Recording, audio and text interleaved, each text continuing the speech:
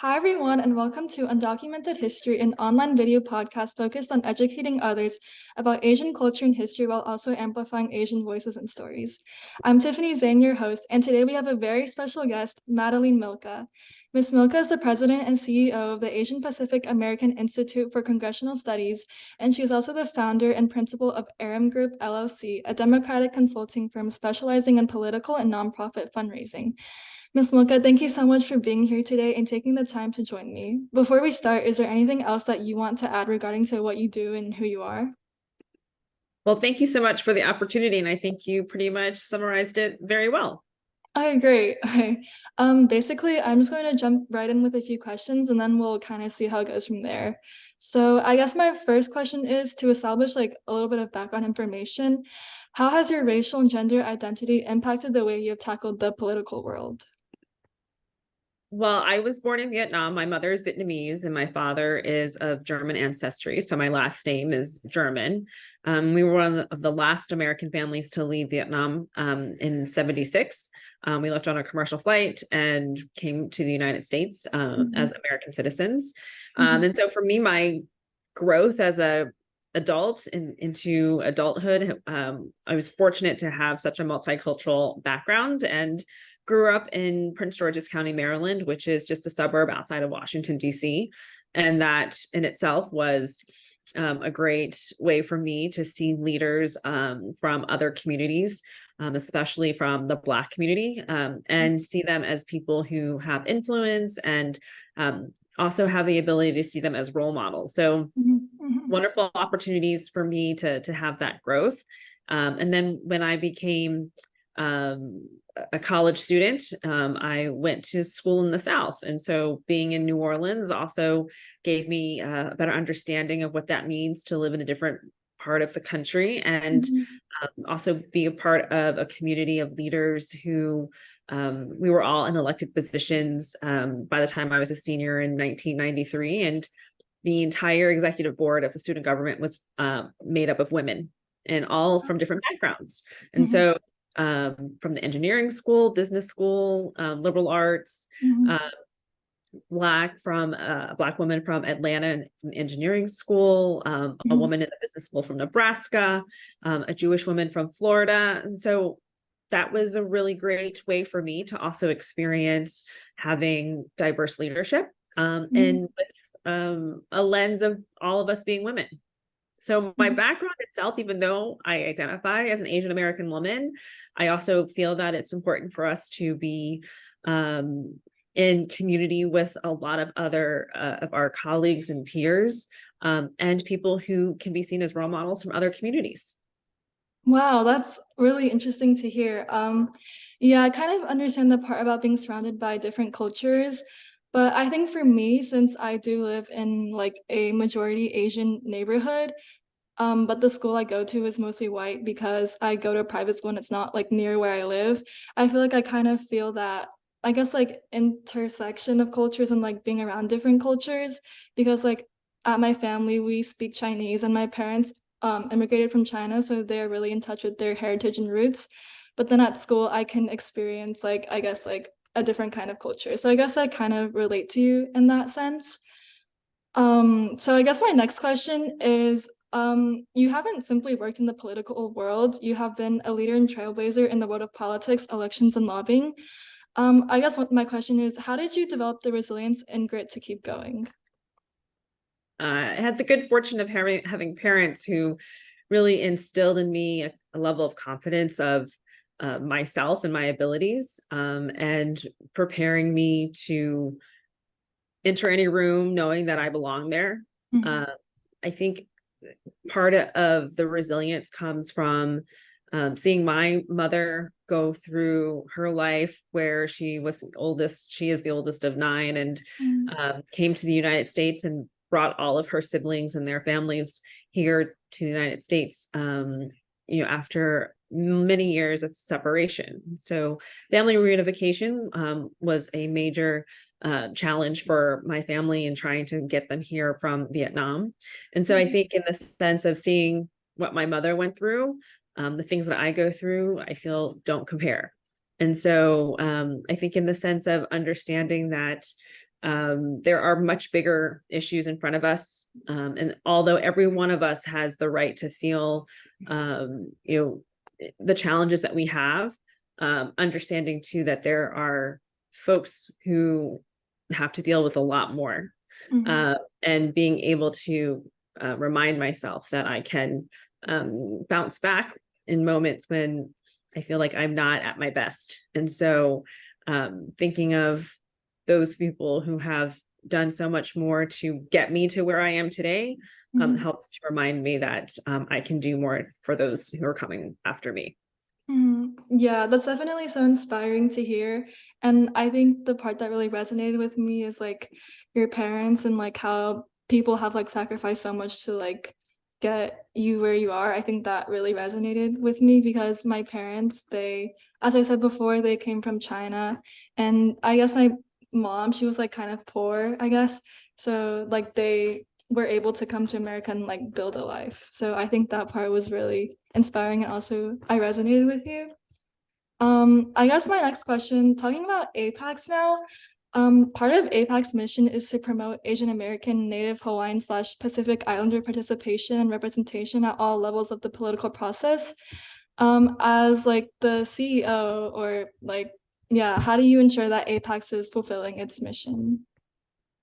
So we have a great group of people who support us through our board of directors, and partners who work with us to ensure that this mission is being accomplished every day incrementally, even though it might seem like it's at a snail's pace.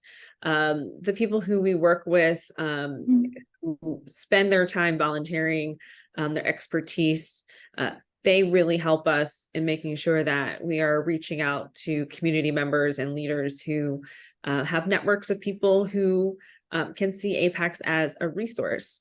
And Mhm. so it's so important to us to make sure that our community is visible and that those people who are underrepresented and marginalized, that they have an opportunity to have a platform to be able to use APACS as a way to get into public service. And more than anything, we're here to be of service to the community.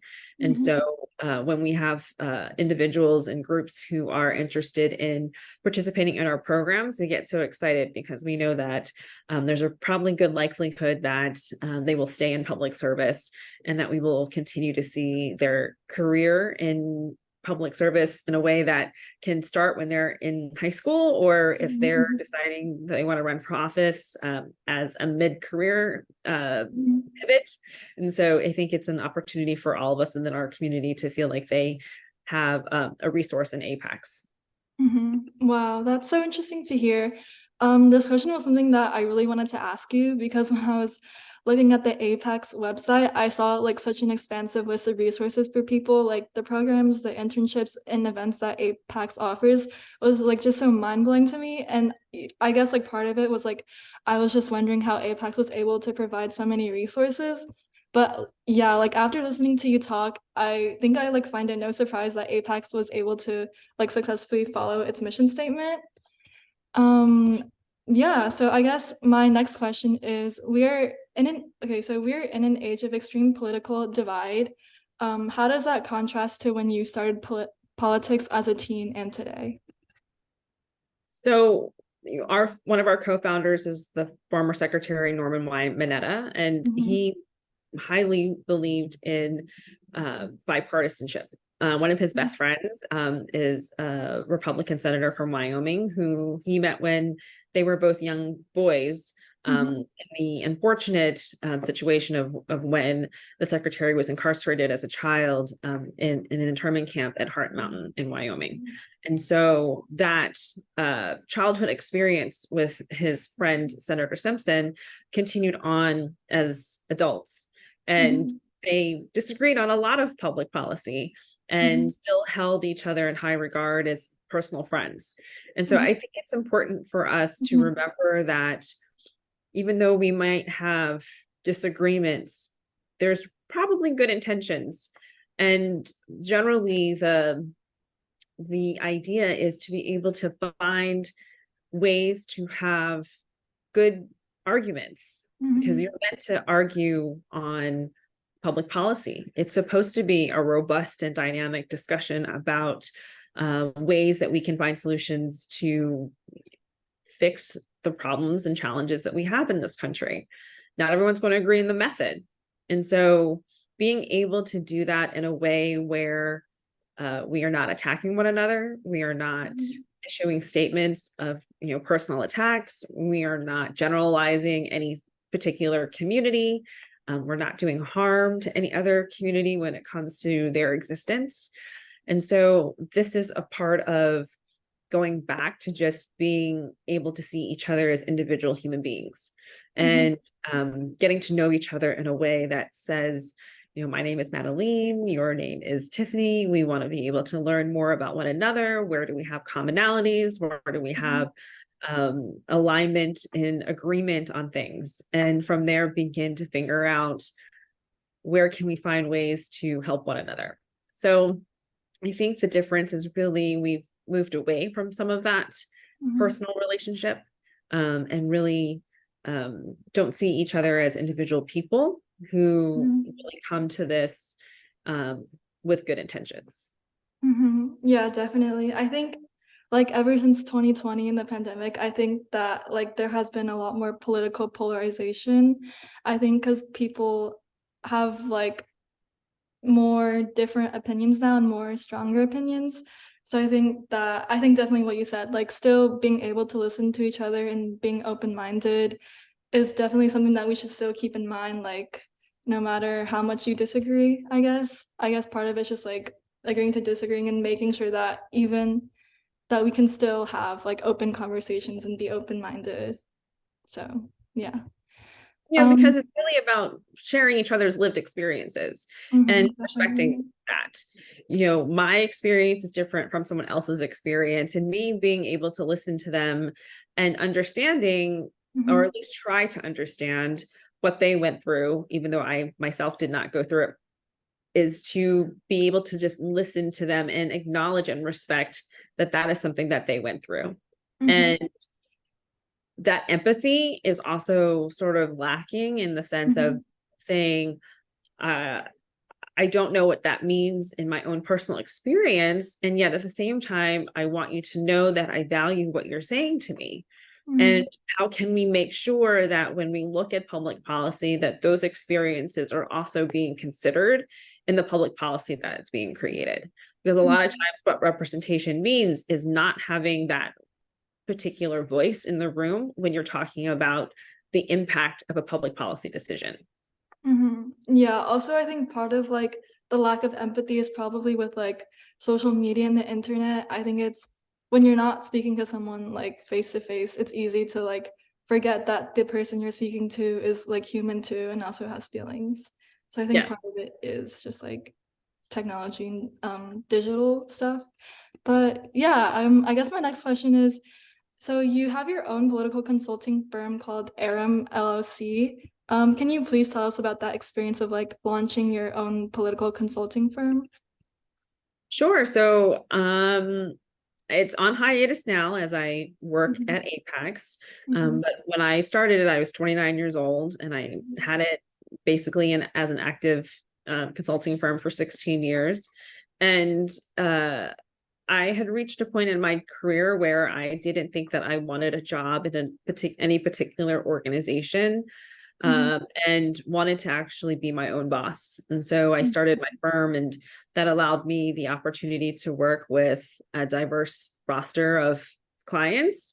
And it allowed me to work with people that I knew that I might not necessarily agreed with them 100% on their campaigns, but allowed me to choose who I worked with. And so it brought a lot of fun things in terms of my day to day. I didn't have to work on the same thing every day.